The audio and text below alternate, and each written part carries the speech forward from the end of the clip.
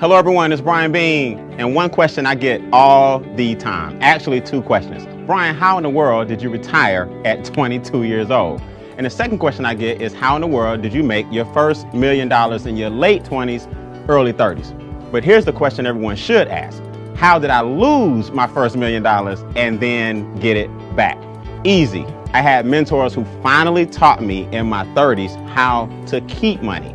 What I want everyone to understand is that America is a capitalistic society. So before you look at fancy cars and big homes, there's nothing wrong with material things. You want to leave more of a legacy for your family and create wealth for your loved ones. Here's a basic formula that I want to share with everyone watching this video. 2, 4, and 3. There are two basic objectives that everyone wants to meet in America.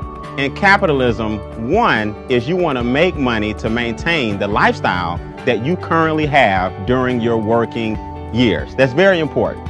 Another word for that is pay the lights, pay the gas bill, drive a car, have clothes on your back, put food in your mouth, and a roof over your family. Basic necessities. Now, objective number 2 is a little more complicated. The money that you make during your working years has to sustain you during your retirement years. In other words, when you retire, you will no longer have the labor income coming in. So where will you get the money to sustain your current lifestyle? There are 4 things keeping you from meeting your 2 objectives. Once you learn these, you learn the key to capitalism. Number 1 is inflation. You have to put your time and money into things that outpace inflation. Now, what is inflation? Funny you should ask, because they don't really teach this in economics. They don't really teach this in school. Inflation basically means everything around you is getting more expensive, but your income is staying the same. That means the value of every dollar you make is dropping no matter what the market says. Inflation causes your money to decrease on a daily basis.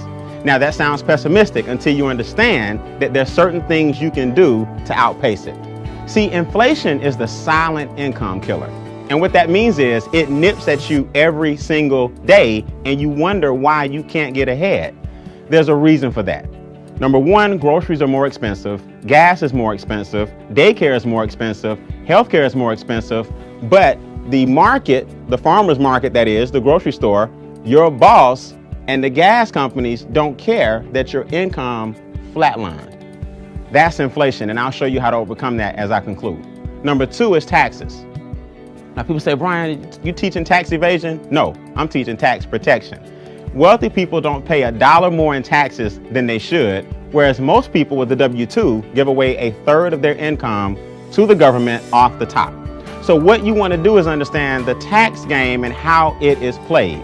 If you have a W-2, there's nothing wrong with that. But most people with a W-2 basically work from January to April for the government. Which brings you to challenge number 3, debt. If the government is taking 1/3 of your income off the top, we're forced to do what? Borrow the rest. So now the government will get paid from January to April, and then the banks will get paid from May to September, because you have to pay all the money back that you borrowed on student loans, car notes, credit cards, mortgages, department stores. So the banks and governments are making money off of your lack of money. Which brings us to number 4. Challenge number 4 is less than ideal cash flow decisions. When you get hit with inflation and taxes are taken out of your check, and debt is up to here, you start to make emotional decisions that prolong your journey to financial freedom. There are 3 solutions to your 4 challenges. Number 1 is real simple, cash flow management.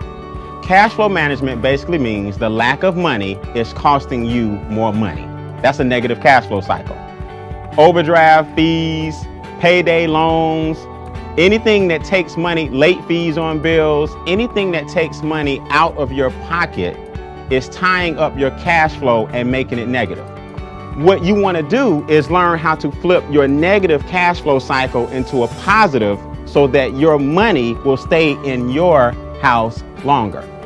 So when I lost my first $1 million, I ended up getting it back because I was able to use my own money and scale it and not make the same mistakes I made in my 20s.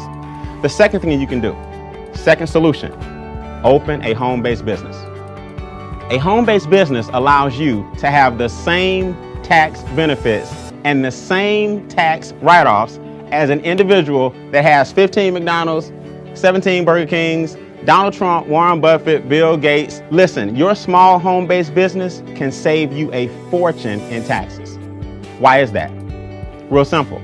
Your light bill, your gas bill, your water bill, your cell phone bill, your internet bill, your gas in your car, percentages of all these bills now allow you to have huge deductions, and your income that you're taxed on is lower. As I conclude, in other words, open a home-based business with a quality product or service and pay less taxes, or make your only income a W-2 and pay more taxes. See, here's the key. Your money is going to make someone wealthy. The question is, who's it going to be? And number 3 is investment income. Always understand that making money is taxed at a lower rate than labor making money. So do you think wealthy people work harder than you? Or do you think wealthy people have figured something out that you have not? There's a reason Warren Buffett pays less taxes percentage-wise than his secretary. He understands capitalism. Remember, guys, making money talks, yes, but creating wealth whispers. I'm Beane. Continue to create, sustain, and advance.